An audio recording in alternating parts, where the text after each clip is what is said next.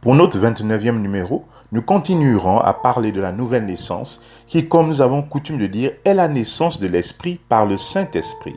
Rappelons que cet enseignement fait partie de la thématique majeure que nous parcourons ensemble depuis quelque temps, à savoir « Nous sommes l'Église du Dieu vivant », qui est une déclaration solennelle de qui nous sommes en Christ, une volonté manifeste d'être en condition, ce que nous sommes en position en lui. La nouvelle naissance confère une nouvelle position. En effet, c'est le processus par lequel quiconque croit devient enfant de Dieu et co-héritier de Christ. Cette personne est alors arrachée au pouvoir des ténèbres, littéralement transportée dans le royaume du Fils. Comme l'évangéliste international Reinhard Bonnke pouvait le dire, il est question de piller l'enfer pour peupler le ciel.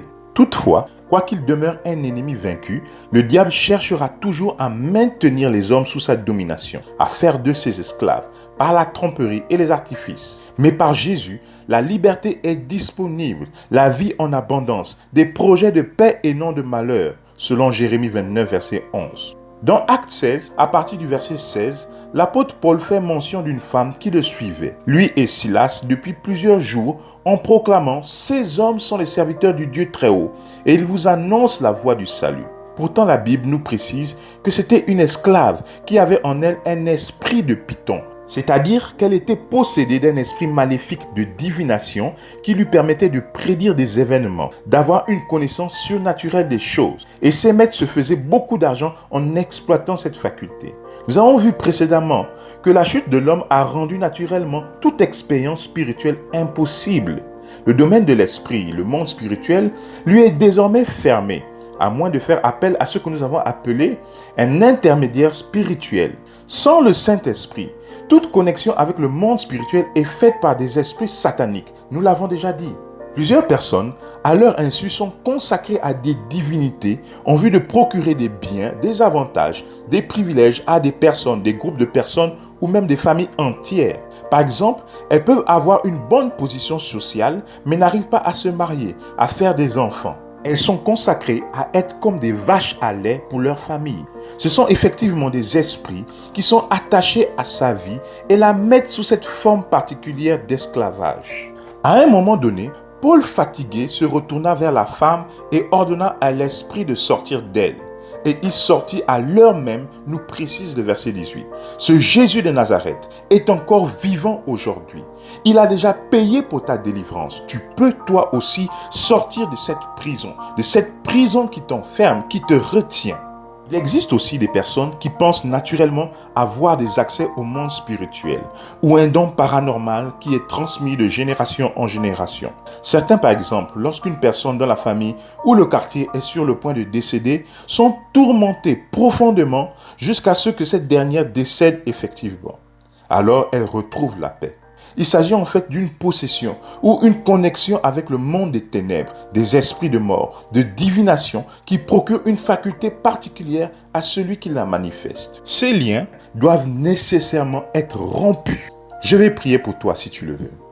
Aujourd'hui, par l'autorité que me confère le nom de Jésus, je proclame une année de grâce en ta faveur. Tes péchés te sont pardonnés, conformément aux paroles de Jésus dans Jean 20, verset 21, qui a déclaré à ses disciples que ceux à qui vous pardonnerez les péchés, ils leur seront pardonnés. Je déclare que tu es libéré de toute forme de captivité au nom de Jésus-Christ de Nazareth. J'ordonne à toute prison dans laquelle tu es enfermé de te relâcher maintenant. Dans ta vie, les dominations et les autorités sont dépouillées. Je réaffirme à ton égard que Jésus a annulé l'acte dont les ordonnances te condamnaient et qui subsistait contre toi. Et il l'a détruit en le clouant à la croix. Tu es maintenant dégagé de toute vente spirituelle dont tu faisais l'objet. Toutes les années que les sauterelles t'ont dévoré te sont restituées. Reçois dès à présent la personne du Saint-Esprit, la présence de Dieu. Elle te remplit à l'instant et redonne vie à tout ce qui était mort en toi. Tu prospères à tous égards. Tu es une nouvelle créature en Christ, un genre nouveau. Les choses anciennes sont passées. Voilà, toutes choses sont devenues nouvelles. Alléluia. Confesse après moi. Je te reçois dans ma vie, Père. Je viens à toi comme un enfant.